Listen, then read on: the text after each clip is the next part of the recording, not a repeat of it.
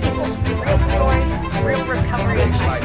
People's pronouns and how to address them are important in their identity. Like, don't be Even if it's not a recovery, get to real stories, real recovery. I am Kat, and I'm on the road of recovery. Okay. My name is Angel. I'm from Amelia, Ohio. I am a person in recovery from mental illness and cutting. Today I am happy, I'm vibrant, and I'm looking forward to the next adventure.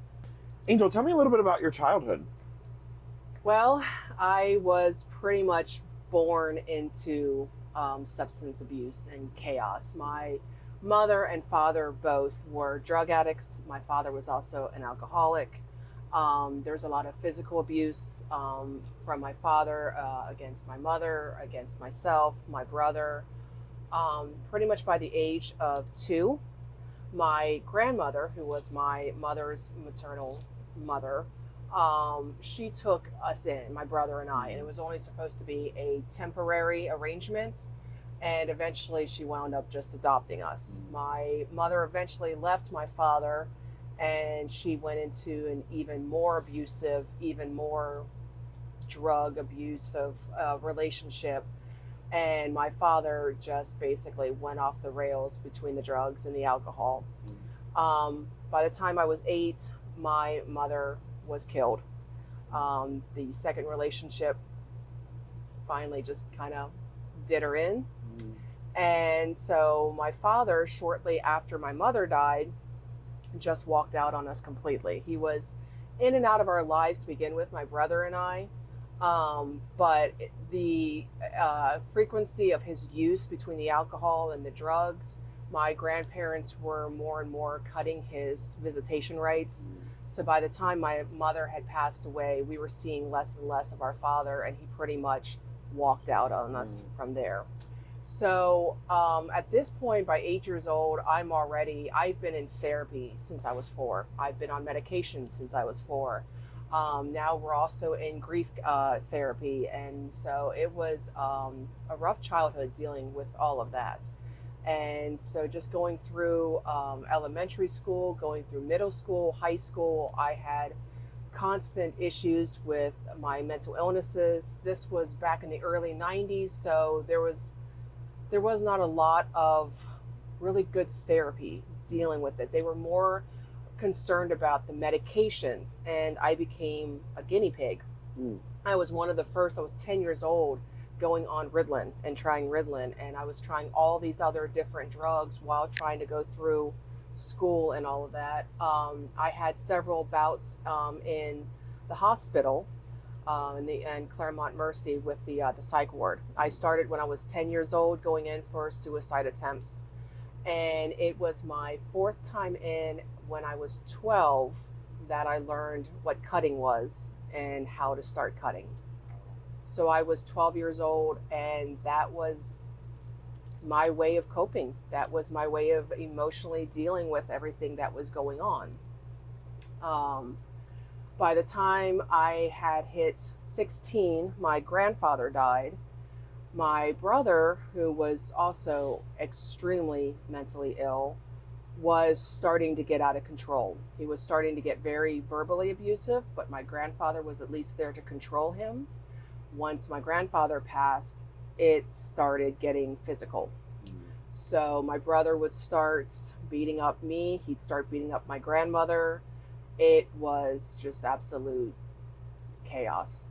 And I was cutting a lot more at this point. And it went on for a long time until finally when I hit 18, my grandmother pushed me out of the house. She knew it was just getting too dangerous. So for the first time, I found myself on my own. Had to find an apartment, had to find a job, do all of this on my own. And it was scary, to say the least. And so I did the best that I could. I did have a short bout with drinking in my early 20s. And I was using that as a way to cope with the stress of everything. But then I met my future boyfriend at the time, and who would go on to be my future husband. We both worked in the mall, So I worked at Spencer Gifts, and he worked next door at Ritz Camera. So he was just he was adorable, and it was one of those love at first sights. It really was, and we spent 11 years together. We had 11 years together, and we had a lot of good times. But I was also undiagnosed, unmedicated. When I was 18, I stopped going to all my therapy, stopped going to my medicine. I was unstoppable. I was, immortal, 18-year-old kind of stupid stuff. Nothing was wrong with me. And by the time I hit about 24, 25, and I realized there was an issue and I needed help, I couldn't get it. This was at a time when insurances didn't feel they had to cover mental health services. So if I wanted to go see a therapist, it was going to be $300 per session. So didn't have that. So we tried to make the best of the situation, and he hung out. He hung through it as much as he could.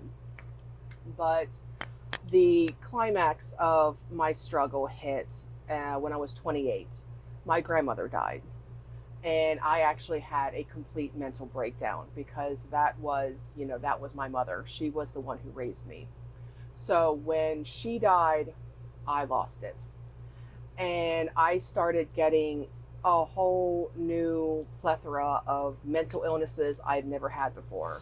I started hearing and seeing things. I started getting agoraphobia. I couldn't even call on the phone and order a pizza. I was so scared to do that.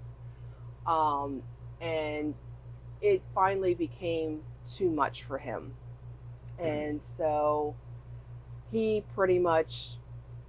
did what he thought was the best for both of us at the time, and he dropped me off at a homeless shelter.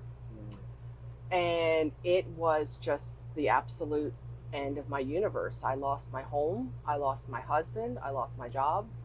So, but I can safely say now where I'm at this point in my life was the best thing he ever did for me. It got me to the road of independence, and it was a very rocky road to begin with. With me being on my own for the first time, my cutting really started going out of control. I got to a point where I was going to bed cutting. I was waking up cutting. My razor blade was on my bedside table. And it got really dark there for a while. But then I started going to services across the street at Greater Cincinnati Behavioral Health, and they were the ones who recommended me to go to Hope Center. So I started going to Hope Center, and not the easiest transition into my recovery. I was very much fighting it at the time, but I stuck with it. And eventually, through my services, through my recovery, that I was starting to learn about healthier coping mechanisms, I found my passion for art. And I started to going more, I called it my studio, and it was just this rickety old little table with broken drawers that I had found at the dumpster. And it was the saddest looking little table, but I brought it in, and that was my first art studio.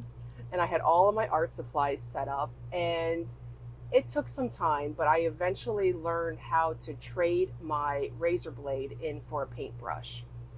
And I learned how to use art as a means for recovery rather than my cutting. And I've been with Hope Center for 8 years now. 3 of those 8 years, I have been a staff member. I absolutely love this place. This has been my saving grace. And it's not just the building itself, but it's the people. Especially as I've grown in my recovery, I've been watching the others around me in their recovery, and it's given me hope, and it's given me resilience, and just it's brought life back into me. And now, as a peer recovery specialist, I can have one-on-one, purpose with all of the members here, and help give them, be that bridge to recovery for all of them as well. So you're in your recovery today. Your last lapse was 2 years ago. Today, what do you do when you're struggling? What do you do that kind of helps give you that same release that you got from that is different, that's healthy? So I have to give a lot of credit to the recovery that I've been on in the journey between Greater Cincinnati Behavioral Health and what I've learned at Hope Center. I have learned so many valuable, healthy coping mechanisms. I've also learned too that I was trying to run away from all of those emotions. Now I've learned to sit with those emotions. As painful as they can be, as ugly as they can be, I've learned to sit with them. And so when I have these emotions coming up, I've actually recently had a lot of my cutting tendencies kicking up. I've just lost my cat about 5 weeks ago, and it was devastating. I had to put her down, and that actually ties in with some other trauma that was going on too. So a lot of emotions, a lot of stuff was kicking up. So this is where I've learned it's time to go in the studio. I need to start painting. Even if I'm just pushing some paint around, if I'm flinging paint around, if I'm making messes, I'm getting it out in a healthy manner. Cooking, nature walks, meditation. I've learned to go, and I've learned to have, I have my little toolbox, and I have all these different healthy coping mechanisms, because some days I don't want to do art. Some days I don't want to cook. So I have to have a variety of these healthy coping mechanisms. And so I've learned to go to my toolbox. I've learned to just kind of step back, allow myself to feel, and also allow myself to, just know it's going to be short-lived. It won't be forever. What gave you the hope that you needed to go through your process of recovery? My grandmother. I really didn't start my recovery journey until I was about 35. That's where everything turned around. I woke up and it was weird. It was like an epiphany of some kind. I reached for my razor blade, like I did every morning, and I just remember telling myself, I don't want to do this. And it was that little thought that just kind of really pushed me into recovery to be a better person, because I knew then and I know now, my grandmother wanted so much more for me than to sit here and be miserable and to be just lost in all of this. And I was very much lost in my mental illness, in my cutting. I was lost in everything, and I needed to find a purpose, and I eventually found that purpose through art, through Hope Center. But that's what got me through into my recovery, was remembering my grandmother. So, what are you grateful for today? I'm grateful that I'm still here. Something's kept me alive.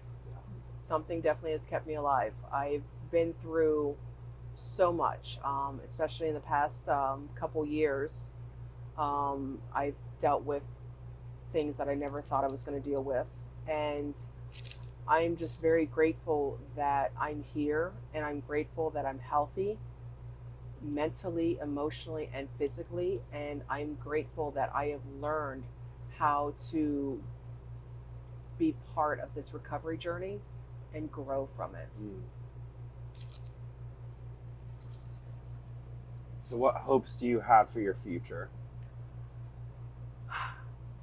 I've learned, honestly, I don't think much about my future. Everything that I've been through, I'm still kind of on that, I take it one day at a time. There are still parts of me that is afraid to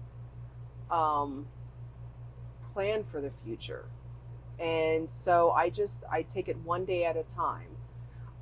Right now, one of my goals, I'm going for my full certification in a peer recovery specialist. So that is a goal of mine right now. My goal is, another one of my goals for Hope Center, we have an art show that's coming up next year. This is the first art show that I've ever planned. So that's really huge for me. So I look forward to my goals, but I really never try to think of in the future, because I'm still kind of at the point in my life where I'm afraid to. Angel, thank you so much for taking the time out of your schedule to come here and talk with us. Again, we're at the Hope Community Center here in Amelia, Ohio. Your story is going to help to end stigma, humanize addiction, spread awareness, and inspire hope. Yes. Thank you so much. No problem.